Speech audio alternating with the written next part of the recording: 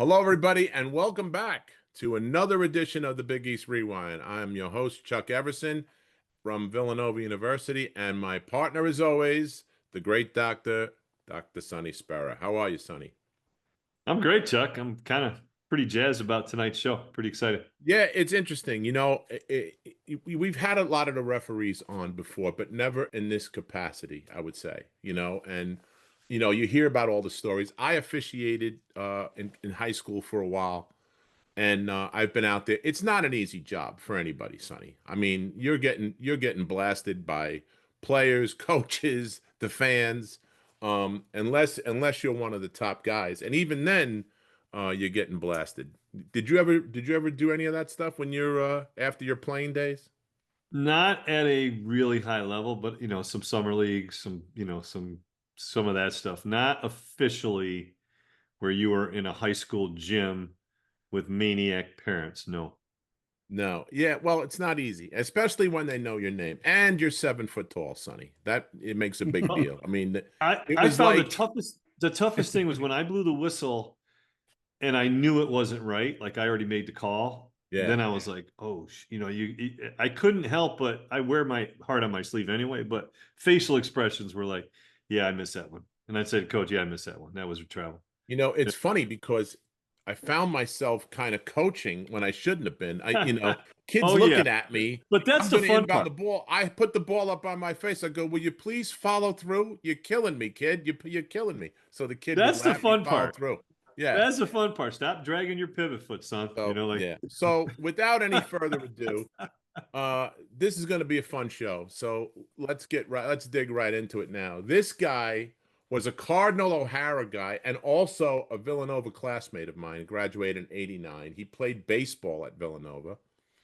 And he worked his way up to be an NBA official. Okay.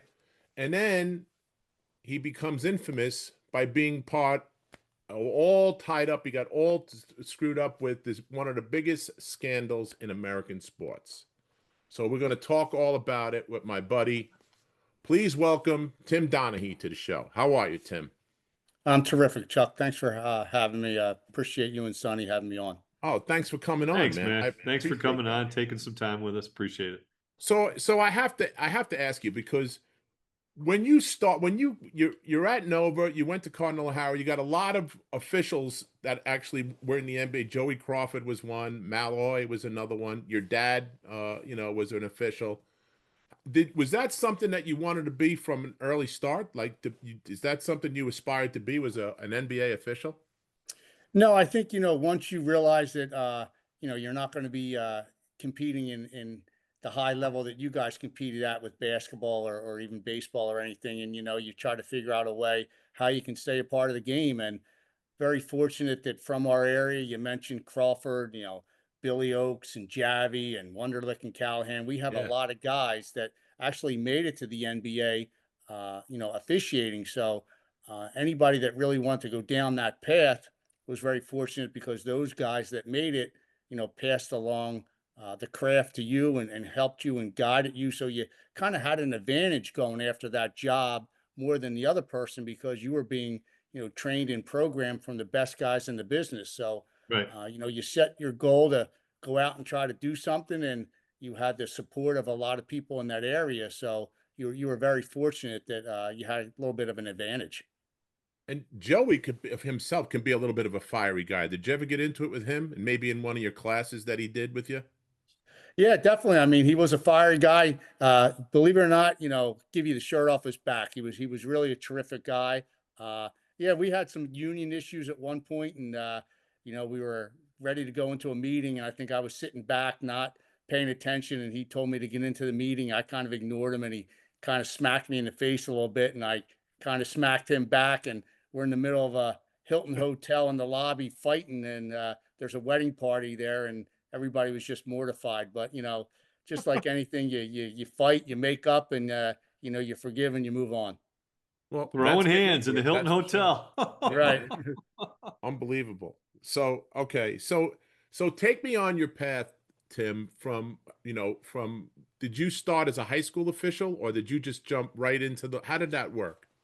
No, just like anything, you start at the bottom level, refereeing grade school, getting your feet wet, getting accustomed to people screaming and yelling at you, and just the more you do it, the more you feel comfortable, and the more you advance. And at that time, the NBA was really looking for younger guys to get involved in the training program, and I went from really refereeing high school JV and a little bit of varsity into the CBA and the training program for the NBA. So they were looking That's for fast guys that track, were right? in, yeah, good shape, and you know, uh, running the floor well, which is important. And guys that were able to just put their heart and soul into getting involved in this training program, and learning and listening, and moving up little by little. And I was very fortunate enough to be in that program. Yeah, that what was your welcome to the NBA moment as an official? I think when I got hired, my first game, I can remember it like it was yesterday. It was Houston and Indiana, close game. Near the end of it, 2 or 3 point game. Reggie Miller does his favorite, pump fake, and jump into a guy, and he jumped into Olajuwon and put an elbow right in his throat, and I called an offensive foul. It was really one of those plays that could have went either way. Yeah. And I went against the home team, and they ended up losing the game by 1 or 2 points, and you know they uh, they just went berserk on me. Reggie Miller went berserk. Larry Brown went nuts, and the fans went nuts. And for about 15 minutes, they actually threw everything that they had onto the floor. And there was a major delay because it was like an ice skating rink out there. So it was really something that Daryl Garrettson, I remember, was at the game, and he immediately said, we're going to find out real quick whether you can officiate or not. And we went back and looked at the tape, and they were able to support the call. And I was fortunate. And from there, it was hopefully a situation where I didn't have too many of those nail biters at the end like that. So can There was I one. ask you a Go ahead. situation like that, right? Because Ron Luciano became a good friend, also a Syracuse guy, and he talked about, you know, making some calls and what have you, and still having guys that you had relationships with, right? He talked about like Rod Carew, he'd miss a pitch, call a strike where it wasn't, and Rod was like, "You missed that one, Ron, but you know what? I missed the other two first, so no biggie." But other guys, they like Earl Weaver and him, legendary arguments. And in that scenario, like a situation like you just described with Reggie and Hakeem, now does Reggie harbor that? Or For do some sure. guys harbor that and like they'll never Yes. talk to you again? They'll be like, "You SOB, I still remember." Yeah, yeah. I mean, I don't think off the floor, but when you see him on the floor, he definitely remembers it. He was a tough guy that always was trying to, play a game of fooling the referee.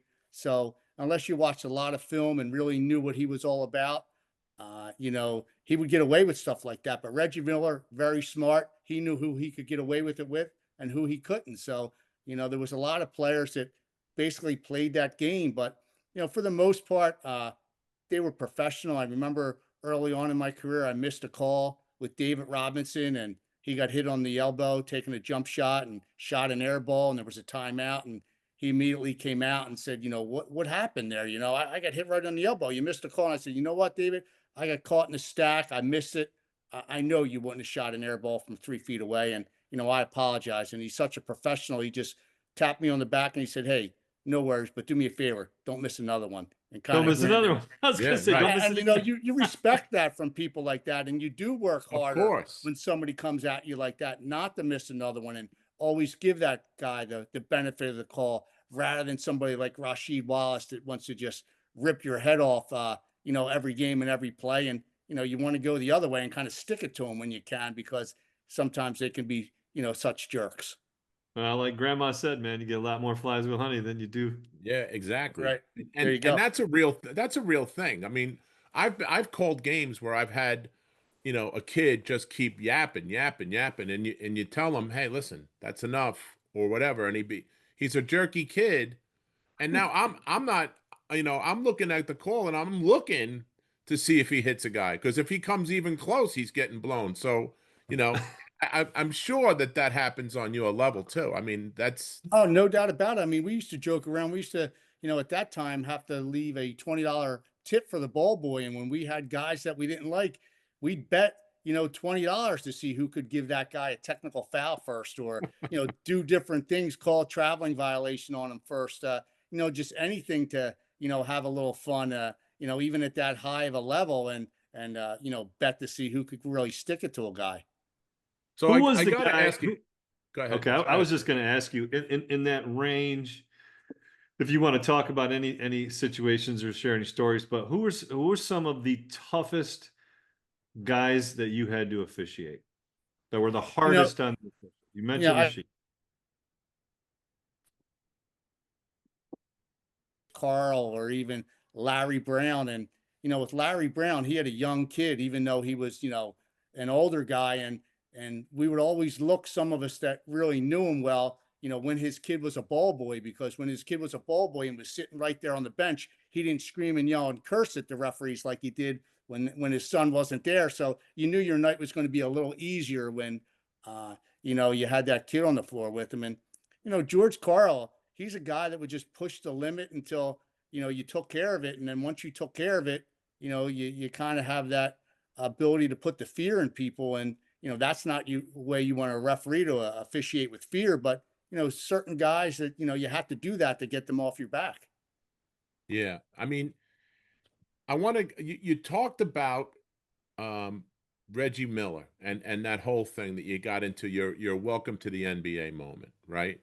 Can I just say I one mean, thing? I'm a Knicks fan, so I have a hard time with anything Reggie. So go ahead, Chuck. Go ahead. Right. So I've never forgiven him for that. you Go ahead. you were also at the game. You also did the game, the Malice in the Palace, right, with the big brawl. Talk Yes. Oh, you were on talk that about game? that. Talk about that for a second before we get into other topics. But Yeah, I that thought was a that was game. unbelievable, Tim. I That mean, was, at the end of the game, I think it was like a 10-point spread at that time. And, as an official, and there's a minute or two left in a game where it's a blowout, you really just don't want to miss an obvious call, especially for the team that's down. You basically are skating to the clock ends. And with that, you're kind of skating, and Ron Artest and Ben Wallace and some of the guys get into it. And before you know it, they're fist fighting and running up into the stands and fighting with the fans. And there's just an all out brawl where people are throwing chairs and oh, anything that wasn't nailed down, a very unsafe situation. And, a situation where you couldn't finish the game. So yeah, big embarrassment for the NBA, and big embarrassment, even really, that the officials, didn't have too much to do to prevent that. But you never want to be, in a situation where there's a fight in the game as an official. So, embarrassing situation for everyone all the way around. yeah. How I does mean, the you had to keep track of all the technical fouls and all that other. I don't even know how you did that. If the guy come down in the stands and dumped a beer on Ronnie Artest, next thing you know, he's 20 rows up, tagging somebody. It was really crazy. I've never seen an incident like that at a professional game. At that Yeah, time. crazy. The worst thing you want to do is go back to your hotel room as a NBA referee, and ESPN comes on, and there you are, a part of the show, and it's Right. just something that you don't want to be a part of. Yeah. how much does the league officials or the league administration office get involved? Let's say you're doing a playoff series, right? And I know everything's reviewed, everything's looked at. Do they then get involved and have conversations, discussion with the officiating crew? Yeah, a lot of fans, that's a great question, don't realize this, but there's a group supervisor assigned to every playoff series. So, there's three referees for the first game, three different for 2, 3, and 4. Usually they don't repeat the game 5. And they send a guy in there, and he'll watch film with the three officials, and he'll show you anything that was missed or they felt went wrong in the previous game, and what they want you to concentrate on in that game tonight. And usually it's a situation where if a team is up 2 games to none in the series, or 3 games to 1, they really want you to concentrate on things that, are going against the team that's down in the series, because really puts them at a little bit of an advantage moving on. So the series may go from 3-1 to 3-2. And then, you get a lot more, revenue with extra games, extra concessions, extra TV. Mhm. So people don't realize that the NBA really, doesn't fix games, but really puts a team at an advantage or a disadvantage, really based on who's up or down in the series. Mm-hmm. It's a Okay, so business. They've so said it. let's It's a business. let's talk about, when did you start to get the gambling bug in your life? Was it when you were a youngster, when you were at school at Nova? Was it after that? When did you start to get involved with all that stuff? Really, once I made it to the NBA, I joined a country club up in Westchester, Pennsylvania. And, summers are off. So you're playing golf all the time. And, you go from playing $5 to $10 Nassaus to $20 to $50 Nassaus, and it's never enough. You need to have that juices flowing in your body. And then you're playing cards afterwards, maybe jumping in a car or a limo and going down to the casinos, an hour and 20 minutes down the AC Expressway. And I just loved everything about it. I could sit in those casinos for 10 hours and never feel like, it was more than an hour. So I just enjoyed the competitive nature of gambling, whether it was on the golf course or, in the casino or betting on sporting events. So just something that got the best of me. And even though I shouldn't have been doing it or even near that, line that I crossed, it's just something that I kept getting closer and closer to, and then eventually, jumped over. It's a rush, Did you right? It's a grow bit. up in that? Did you grow up in that environment? Was that common? No, to be honest with you, never really gambled or did anything, as a youngster. My dad, wasn't a big gambler. Nobody in the family was a gambler. And it wasn't until after I kind of made it and got into that country club atmosphere and had the gambling start on the golf course, and it just spilled over, into other things. So how do you go, Tim, from the golf course to, being an official? Did it start out with your friends, or did it start out? Talk about how everything got started. Yeah, I just had a situation where I was playing with some guys that did a lot of gambling, and one day a guy asked me, who I felt was going to win the NBA games that night, and I rattled off a couple games to him, and they all won. And I was at my house earlier. I knew who was refereeing those games. I knew, who had an advantage or a disadvantage based on relationships with players and owners or coaches. And it was just a situation where I gave him three picks and they all won. And then I saw him the next day and he said to me, "Is it really that easy for?" And I said, "Yeah." And, just started betting on other things with him. And then eventually, when I had information from one of those morning meetings of who was going to be an advantage or a disadvantage, I started to relay that information to him to, make a long story short. And, we started betting on everything under the sun, and even NBA games, and then eventually even NBA games that I officiated. So how easy would it be today with the apps, and you literally have a bookie in your pocket, right? How easy is it today to get involved in that? I think everyone, has that little competitive nature, and, that came from that athletic world. And, when you're not playing anymore, you try to, somehow, stay involved. And a lot of people do it through gambling. And, whether it's, golfing and playing pool or, shooting free throws in the backyard, I think, there's always a little bit of action to put on something to make it a little bit exciting. And I think it's very easy for, a lot of people to get caught up in that. Uh, but I think people are a little bit more disciplined and able to, fight it off a lot better than what I was able to do. But you read about these professional athletes, and the amount of money, and some really high level, pro basketball players who are playing golf matches, 100, 200, $300,000. And how do they stay in that lane? It's tough, and I don't know how they do it. I mean, I was on the floor sometimes during warm-ups, and, I'll never forget Michael Jordan and Rip Hamilton shooting three-pointers for $10,000 a shot. So, you hear stories about them being on an airplane and playing in, big money card games and getting in fist fights. So, it's tough to think, where's the line drawn and when is enough too much. So it's definitely a slippery slope when you really look at what's going on. Tim, take us through what happened with Tommy Martino and Batista.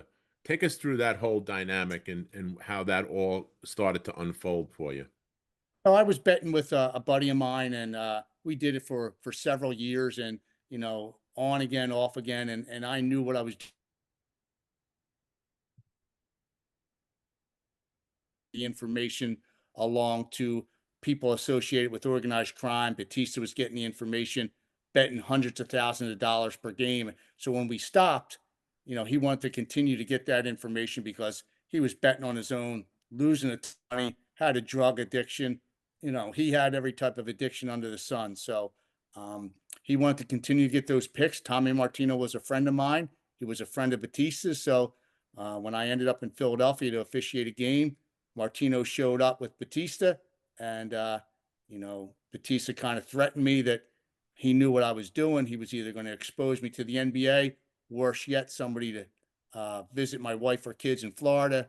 And I decided to continue to give him the picks, and hopefully at the end of that season, that it was going to be the end of it. And I was never going to do it again. I was going to keep my job and just move on. But I think that was wishful thinking for sure. How do you set that up? For example, a two-part question, okay? First of all, did your partners know what was going on? And if so, did they ever have a conversation with you? Like being a referee, you have that meeting pregame, right? It's going to be a little rough today because of this team and this team. They both like to run up and down, or whatever the story is. So did they have any inkling as to what was going on? And did they come to you and say, "Hey, Tim, what are you doing?" No, definitely not. All I did was basically enforce the rules based on what the league wanted that given night. If there was a situation where they wanted to correct something from a previous game, or there was a new rule that they wanted to emphasis on and Emphasize, concentrate yeah. on that night, and it was going to affect a certain player or a certain team, and I knew the line was 5 or 6 and probably should have been 8 or 9. So I took that information and passed it along to Martino, who then passed it along to Batista, and they continued to make, hundreds of thousands of dollars and eventually millions of dollars per game. And the other thing that I'm fascinated with, Tim, is having done it before, being official. How do you control? If you're thinking in your head, okay, the line is 5 or whatever the number was, right? And now you're getting down to the nitty gritty. How do you control what goes on? Because these players are tremendous athletes. Because they've had other scandals before, the Boston College point shaving thing. You look at the players and you go, "Oh man, that guy's missing shots he makes all day long, every day." A referee blows calls, he makes calls. How did you ensure that you were gonna hit the number? I was lucky, Chuck, in the sense that we won 80 some percent of the time. So if there was a situation where 3 or 4 minutes to go in a game and the bet wasn't going to win, I didn't really go out and start calling traveling on Kobe Bryant or offensive fouls on Shaquille O'Neal, because we were winning so much. A loss every now and then really wasn't going to bother me or anybody else. So it wasn't a situation where I was ever backed into a big corner where I needed a win and I had to go out and do something and make up a call. So I was very fortunate in that sense. And, it just, was a situation was, when we need to concentrate on something or we discussed it in the morning meeting, all 3 players were on board. And, it was a situation, like I said, where it would probably, uh, the line was 3, 4, or 5, and really should have been 8, 9, or 10. So I really never had to go out and quote fix a game. And early on, that was very difficult for the FBI to really comprehend until they started really breaking down tape and talking to other people, coaches and players that were retired, and explaining to them what I did and how I did it. And then, they were there and understood that the way that the NBA was conducting business really wasn't, on the up and up, and it shouldn't have been done that way. Do you ever fear for your life? Yeah, for sure. I mean, Batista was definitely connected to, people up in New York. And when he originally threatened me, that first night was difficult, but we had won so much, and it wasn't a situation where, I had to go out and really do something to make sure that, he didn't come after me. So I was very fortunate. I was very naive, though, I think, too, because I said to the FBI agents that I was just hoping at the end of the year, that's all I needed to do it for, and it was going to, all be over and forgotten. And he said, "Tim, they had their hooks into you, and they were never going to release you. They were either going to, kill you, or this was not going to end well if you didn't continue to give them the picks." Wow. So your percentage on winning had to be over the moon, 70, 80%. Unbelievable. If you talk about winning gambling 57, 58% of the time, that's terrific. To think that we were winning 80% of the time was, outrageous. And the amount of money that they were betting, That's a cash cow. they were, raking it in, That's raking that's in a and cash burying cow. it, That's the raking golden in and goose burying right there, right? You Right. talked about the rush of winning on the golf course. What kind of rush was it when you're pulling in money like that? You guys had to be cleaning up. Yeah, I mean, it wasn't like It's insane. I wasn't making millions of dollars like they were. I was only getting $2,000 per correct pick. But the thing is, I was addicted to gambling. I was getting the rush gambling on everything under the sun, whether it was golf, pool, basketball, football, anything there was. So I had so many things going on. It was just something that I needed action every day. Did they break it down like they do now? Like how many points in the first quarter, over under here? All the ways that you can bet now with these apps is just too convenient. Was It that is. at And all part of your back DNA? when I did it, you think about it was back in 2007, 2005, 2006, 2000. So we were just betting the game straight up. Really, all these prop bets were not a big thing back then. So it was just really, Right.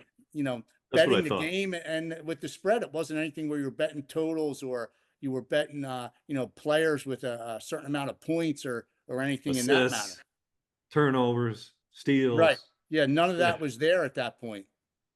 So you yeah, said got that crazy. the FBI watched some games and stuff, and I think the NBA did as well, right? Yes. After everything started to unfold. Okay.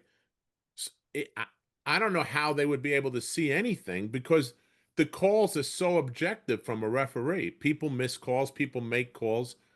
Talk about that for a second. I mean, what if anything did they see when they looked at that video or videos? They basically, I was rated as one of the top officials in the league at that I time. I think I know. was rated Yeah. in the top 10 when it came to play accuracy. So, they were just looking for certain situation where, you put a Shaquille O'Neal or a LeBron James or a Kobe Bryant to the bench on fouls that weren't there, and they didn't see any of that.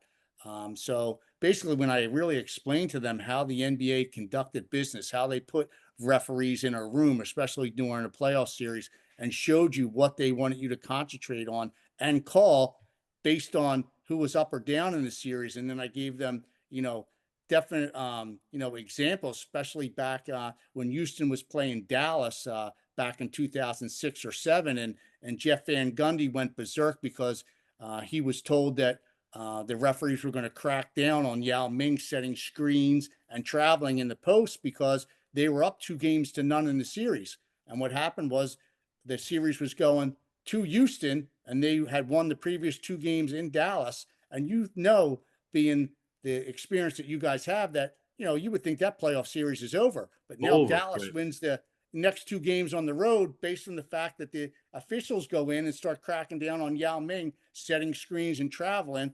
And he knew this because he had an in the league office, and he knew that this was going to take place. So he went berserk, and he was fined $100,000 because he said that that was taking place and that's what was going on. And I think Dallas went on to win that series. So, yeah, there were some things that over time leaked out, and people said, this is strange and unusual, and how does this continue?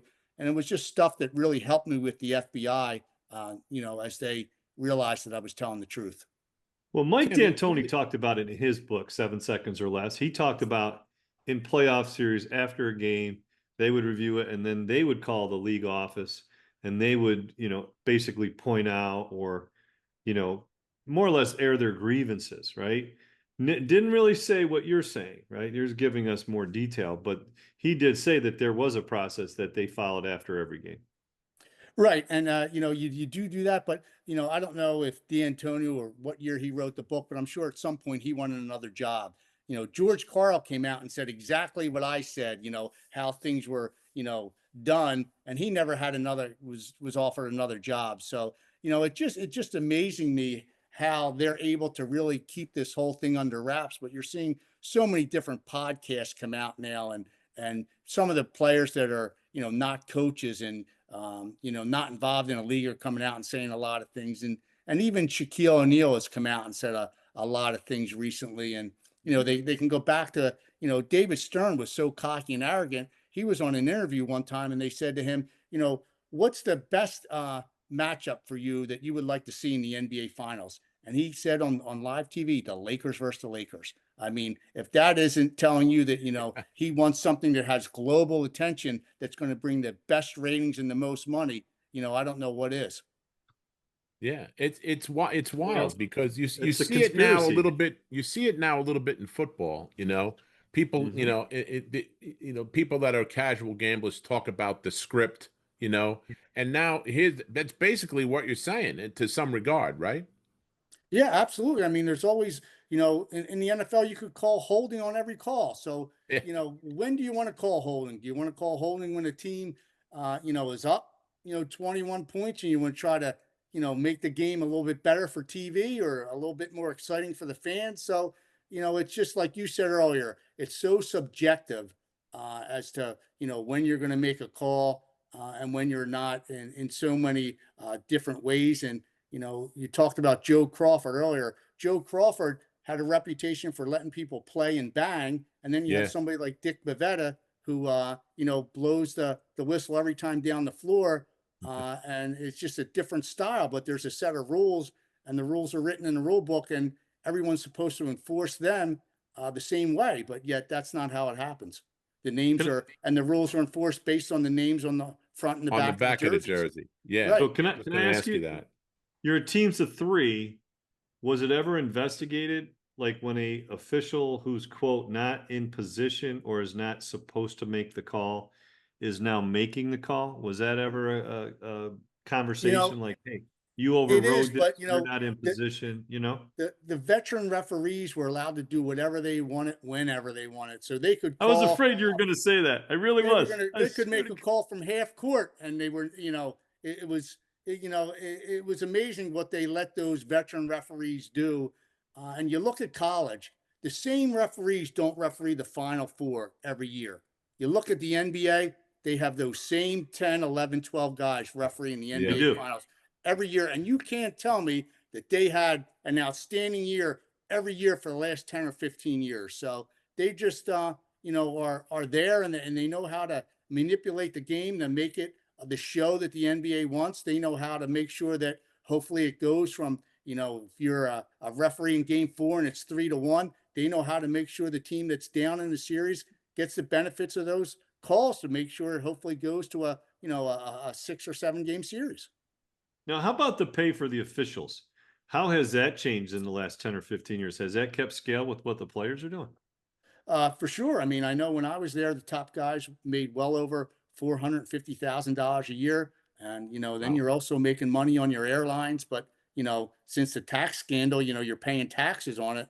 But, referees do very, very well, especially when you start to advance into the second, third round in the finals in the playoffs. So, you're in there and you're there to do what the NBA wants you to do. And you're going to, listen to them when you're in those morning meetings. And if they say concentrate on this, this, and this, that's what you do. And a lot of times we left those meetings and we're shaking our head thinking, oh, they want Detroit or they want the Lakers or they want, Minnesota to win the night. And it was always that team that was down in the series to, hopefully make sure that it moves further on. Yeah, it's mind-boggling to me. I mean, you listen, you always heard that, and listen, the better players get most of the calls. And, if I'm a rookie in the NBA, I'm not getting the calls that Kobe got or Michael got or Shaq or any of those guys. But to hear you actually say that really sends that message home, Yeah. as a Chuck, Listen, player. I'll give you a great example. Michael Jordan, I was in Philadelphia refereeing a game with Michael Jordan. And that year, early on in the beginning of the year, they came out with this spin move that they deemed a walk. And they wanted it called, they wanted to crack down on, and you were to call the it traveling was a on. point of emphasis, right? Point of emphasis. Very good. That was the exact terminology. You must have been reading the rule book. So Oh, I'm in my the coach, trail I heard it every position. year at the meeting. Yeah. I'm in a trail position and I'm supposed to be looking for this call. So happens, who does it but Michael Jordan? Spins, dunks it. I wave it off. I call the travel. There's a timeout. Michael Jordan's looking at me laughing. Phil Jackson comes right at me and he starts giving me some grief. And I said, wait a second, Phil, you get the same training tapes I do. you know that's a point of emphasis, and they want that call to travel. He looked right at me. He said, Tim, you're right. They want that call to travel, but they don't want that called on him. They And don't want pointed that at called on Michael him. Jordan. Jay. That's right. And it was Well, funny he's because right. we're in Philadelphia and 20,000 people booed me, and I wiped out 2 points, for the away team. So we go in the locker room at halftime, and I said to the two referees that I'm officiating with, because I'm still in the league maybe 2 or 3 years, why did I get so much grief on that? And they just said, hey, you got to understand who you're making that call on. So, as a young referee, you're going there trying to do the best you can. And now you got to not only worry about enforcing the rules as they're written in the rule book, but you have to worry about the names on the front and the back of the jerseys. Yeah. So it's very, very difficult to referee the game within the game as an official. And Were those you guys are involved in aware that of that whole as well. Iverson thing with the travels and Iverson? Were you on any of those games at that time? Yes, I actually, when I don't know if you guys remember this story, but Allen Iverson threatened one of our referees, Steve Javi, one time. We all felt that he should have been suspended. I wow. think they fined him like $20,000. I had the next game with him, and we were in the locker room, and we said, he should have been suspended. We're going to stick it up his ass tonight. We're going to call palming and traveling violations on him. We go out in the first half. I call the first one. Gary Zielinski calls the second one. Bernie Fryer calls the third one. So we get into halftime, we're laughing. We go out in the second half. He's going to the hole and getting hit in the head, and no one's blowing the whistle. There's a free throw, and he comes up to me. He says, Tim, how long is this going to last? And I go, I don't know what you're talking about. He started laughing. He goes, you know what I'm talking about. And I kind of laughed with him and just walked away. But, that was just stuff that we did to kind of, if the league wasn't going to take care of it, we were going to take care of it. So the superstars were all very cognizant of that type of treatment, though, too. Mhm. Absolutely. I would imagine. They know knew what's that they going were on. going to get the advantage. They were going to get the benefit of the call. I mean, just Kersey, God rest his soul. He would say Michael Jordan would go to the hole, and if he missed and I didn't know, if he got fouled or not, I'd just blow the whistle because Michael Jordan doesn't miss. Right. Talk about how this whole thing ended for you. How did you get caught? How did everything go down at the end? And talk about that piece for us. Take us Chuck, through just that. like the movies, it was heard over a Gambino wiretap with Batista running his mouth, and they started an investigation, and the next thing you know, they were interviewing people, knocking on people's doors, and really, I was the last person to know. I had just got done refereeing the second round of the playoffs, and just got a brand new set of ping irons. I knew my season was over. Which one'd you get? I got the Ping Zing 2s. Back in the Ping day, they were the Zing. I best. remember the Ping Zing too. Yeah. So I'm at the driving range. I just pulled the wedge. Yeah, I'm getting loose. And Tommy Martino calls me and says, hey, listen, Tim, just want you to know the FBI just left. They've been at my house 4 times. I said, 4 times? And you're just calling me now? Right. I knew we were cooked. I knew we were done. I went to an attorney, and the attorney called the guy that was the head of the Eastern District of New York. And he said that it was on speakerphone. I remember it like it was yesterday. And he didn't know I was in the room. He said to my attorney, you tell Tim Donaghy we know what he did and who he did it with and how he did it. He's better off coming into us before we come get him, because he's going to lose his job. But if we have to come get him and arrest him, he's going to go to jail for a long, long time. I got on a plane the next day with 2 attorneys and went in and met with the FBI. Wow. And then what they sent you, to 15 months, Tim? And I still went to jail. So that promise went, should have got that So- in writing. I learned my lesson with that. So let me ask you something. Who was the guy that was with you that stuck by you? I already know the answer. So who was the guy that stuck by you through this whole entire mess when you were going through it, all the stress and everything of going through what you went through, as you were going through the process of being booked and all that other stuff? I was very fortunate. I had a lot of people that stood by me, but Father Rob Hagan, who was the guy at Villanova University, was somebody that would guide me and guidance me through this whole thing. When I wanted to jump off the Skyway Bridge, he kept assuring me, doesn't look good, it's not going well, but you're going to get through this. So guy that I went to high school with and college with, and best friends with my brother Jim, and just very fortunate that he's a part of our family because of his relationship with my brother. So Even to this day, I was in Italy a couple weeks ago, met up with him at the Vatican. So, yeah, I don't know Did you get to if I, meet the boss when you were with him?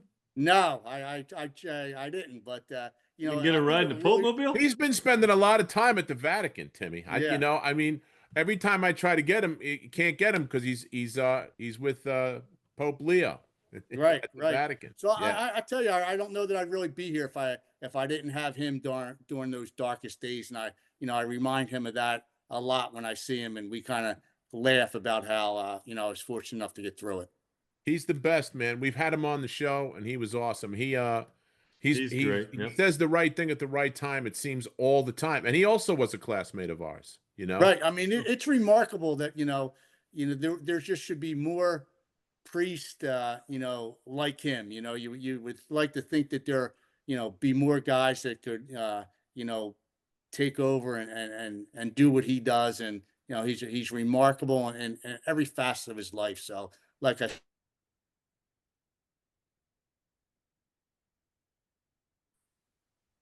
Lost you. Yeah, your sound cut off at the end. Your What did you sound say? cut off. Yeah, More I like, just said, very fortunate that, he's best friends with my brother, and, I get to talk to him from time to time. So just really lucky that, I can pick up the phone and call somebody like that. Yeah. well, I mean, Jay's book. Jay he's the mentions best. him countless times, and his story is absolutely weaved throughout that whole season. And Jay talks about specific um, homilies and specific messages before games and at pregame meals, and he was an integral part of Villanova's success. No doubt about it. Not only the Yeah. basketball program, but the football program too. If you get a chance and you go read the whole thing about Top the Rock and what the message is behind that, Yeah. it's a great message, and it's something that every high school kid should really dig into and learn and research, and do wonders for you. So you go away. You paid a tough price. I know you had a tough time with your family. You got divorced over this whole thing. What did you The wind Chuck, up that doing? Chuck, excuse me, that was actually one of the positive things that happened to this. I heard that, but I wasn't going to say it that way. We're not going there, Tim. We're So I not going I didn't there. have to go there. Yeah. Just so you know. So what? And That's you were off gone limits. out of the public eye for a few years, more than a few years. What did you do? And how did you bounce back? And what are you doing now? I got lucky when I got out of jail, the real estate market collapsed, and I was going to get involved in a 7-Eleven with somebody, and for whatever reason, he couldn't get approved for another 7-Eleven, and he was a realtor, and he said to me, why don't you get involved in real estate? And I said, real estate? There's 25 houses for sale on every block. Why would I get involved in real estate? He says, meet me tomorrow at 9 a.m. I'm going to take you to this house. I want you to see it. So I go to this house. House is for sale for $55,000. And he says to me, listen, if you don't buy this today, I'm buying it tomorrow. He left. He said, lock the door on the way out. And I sat on the living room floor in tears saying, God, give me a message. What am I doing here? What am I going to do with my life? And with that, all of a sudden, there was a knock on the door. And it was a lady. Her name was Martha. She said, listen, I saw the cars in the driveway. I'm just wondering, is this house for rent? I said, that's my message. Yeah. I said, bingo. we'll be in about 2 weeks. I bought that house, fixed it up, worked my tail off, painting, cutting trees down, fixing things up. I bought another house on auction once a month for over 2 years. And I've been very fortunate that all those houses I bought for 50, 60, and 70 grand are worth over $400,000 today. So I got a second chance in regard to rebuilding my life. I had a great mentor, that helped me through it, and I took a chance, and it worked. That's awesome. So I got to ask you some couple of random questions because we mentioned the Michael Jordan spin move. Okay, what do you think they're saying about the 6-step walk that these guys are taking now, going to the 6, basket? some of them are 7 Oh my and God. 8, right? It's just remarkable how you would think that the rules would be enforced as they're written in the rule book, and they try to change things from time to time to make that not something that looks so foolish for the league by saying it all depends on where they pick the ball up and gather it and when the actual shooting motion starts. So there's always a way for them to justify something. And I'll tell you why they do that. Because the last thing they want is to have game 7 in the NBA finals come down to something like that, where somebody travels or something happens where, Yeah. based on how, the rule, they don't have an out. So there's always a little bit of a gray area that they throw out there so that they can get away with it in the event that something happens in a pivotal game 7 of the NBA finals. Also, along those same lines, I think you might have been the last official to ever call a palming call. You might, Probably, you might be the man. last guy. Yeah, for And sure. I all mean, the it's old just, guys that we know a lot of that are old basketball heads go, they never Chuck, you call could have been a palming point anymore. guard if they allowed you to do that back in the day. Wait. So Yeah. can I ask you this? The common thing that I would hear in the high school ranks all the time was advantage, disadvantage. Right. And to me, if somebody travels, you call the travel and the turnover. Well, there's no advantage. Well, by not calling it, they got the advantage, and we didn't get the advantage to getting the ball back, right? So I never fully appreciated that. Is that something that's taught? Or is that just a great use It's of the definitely gray area? discussed. It's definitely discussed by referees, but here's the deal. And Mark Cuban, who is a great guy, I talk to him from time to time, really is a great guy.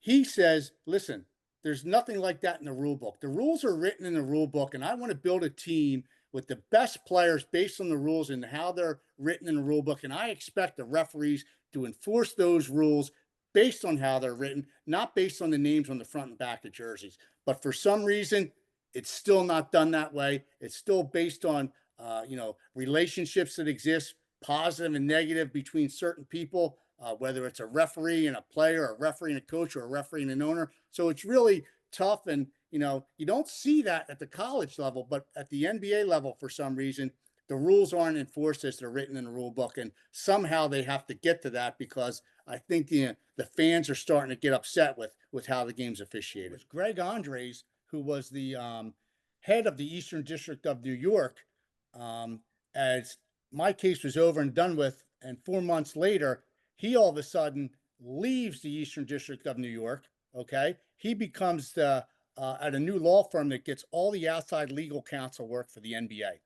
So the FBI agents were furious because they said everything that I did, what he just did, was 10 times worse, because now it just shows you that David Stern was running that whole investigation with everything that happened, and that how, here I am just charged with wire fraud with 4 kids. There was no need for me to go to jail. I was, didn't fix games, or, I wasn't a threat to society.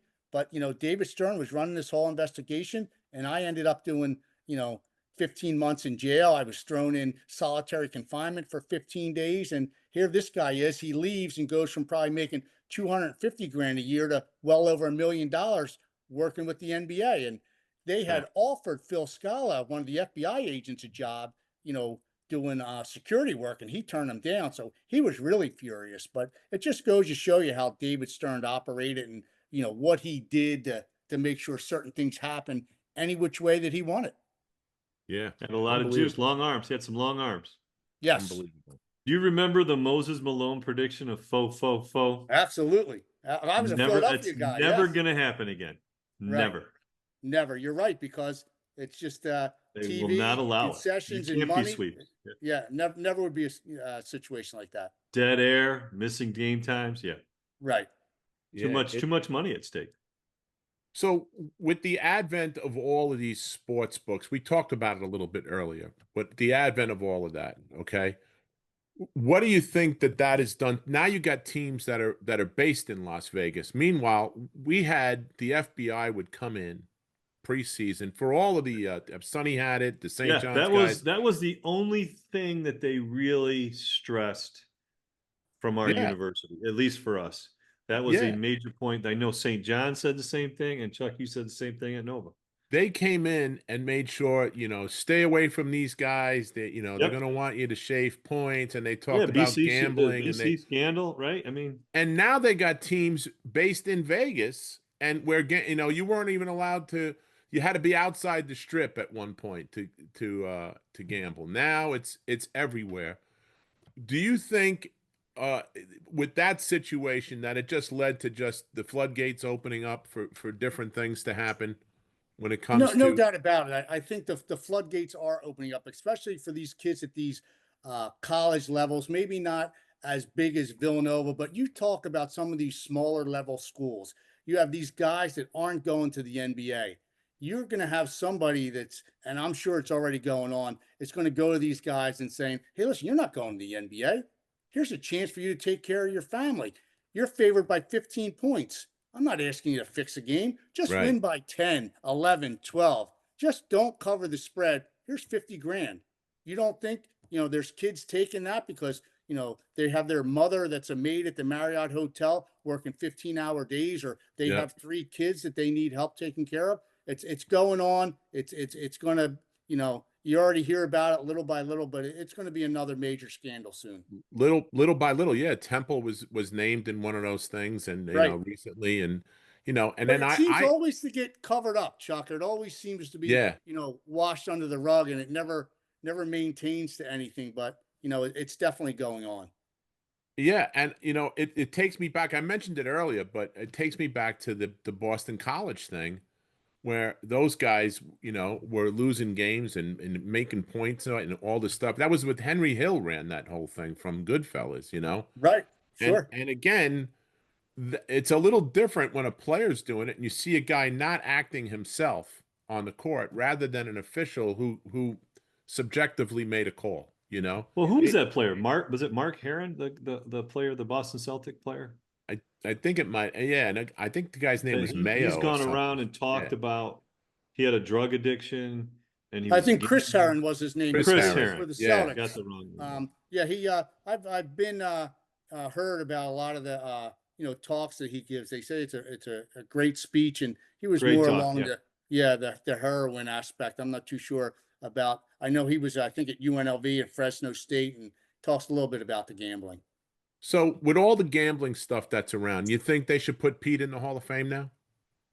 Absolutely, I do. I think if you really look at it and what he accomplished, I think that they should, especially since he's not here, I think, he deserves to be in there based on what he did on the Yeah. on the floor and on the field. And yeah, I do think so. I I agree think with they were you. waiting for him to die so they could do this personally. Right. Have you and we'll wrap it up. We're getting close to it on time, Tim. What have you done anything like as part of your you getting out or anything or on your own? Have you done anything to help people that have been because I know you've learned your lesson and I know you've repented and all that other stuff, and have you done anything to help people with gambling addiction? Yeah, I've been associated with Gamblers Anonymous, and I do talk to people that run a lot of those meetings, and I tell them if there's anybody I could speak to, especially somebody that's a younger high school or college kid. I would love to do it. I've been to many colleges, given speeches on anti-gambling, so that the kids understand the pitfalls of it and what can come from it, and how it could basically take away your future and affect what you're going through, and could cost you everything. So definitely, I look forward to when I get those opportunities, and I cherish them, and I always leave everybody with my name and number, and ability to contact me through Facebook or whatever. And if they ever need help, I always offer my services. I gotta give you a compliment, man. You have never run away from it. You've always Yeah. been forthright and you will talk about it and you will meet people and conversations and have not either denied or placed blame or anything. I mean, in my opinion, my old man's opinion, that's just being a man, standing up for, hey, this is You me, know, and I Yeah, move like I on. said, I was very fortunate to have Father Rob, and have very long conversations with him on moving forward and what was the best way. Phil Scala, who was the supervisory special agent for the Gambino crime family, wrote the forward for my book and said that I told the truth at every turn. So I was very fortunate to have guys like that in my corner, and support me and help me and guide me. And it's just been very fortunate to recover and rebuild my life. You know, to dovetail on what Sonny just said too. I called you. We knew each other a little bit, and I called you, and I felt weird about talking to you about it. But you were very forthright and very open, and we appreciate your time and appreciate you coming and hanging out with us Yeah, tonight because for an hour. we don't dig in the dirt, right? We just want to talk about people and their memories and things that they do, and tell some some stories that were relatable to Big East or basketball and how it relates. And I mean, this was great, and a lot of respect for you. I Yeah. appreciate it. Hang out for a minute. We'll give you a proper goodbye. Why don't we just sign off here for us? You've been Ease up, listening right, to. Chuck? That's it, man. I know, man. That's I was it. waiting. That took Sonny, you got to get with the 55 program, minutes to Sonny. get the V up. Come man. on, man. Hold up. Ease up is right. Ease up. You've been listening to and watching the Big East Rewind with Chuck Everson and Sonny Sparrow. Let's see that shirt, Tim. East Rewind production team is Nick Chico Chorus, Daryl Gurney, James Happ, and Jack Wynn. Join us on the Sirius XM app, YouTube, and wherever you get your podcasts. And please like and share and subscribe. Thanks a lot for joining us. Have a great day, everybody. Thanks, everybody. Tim, thanks, man. That was great. Thank you.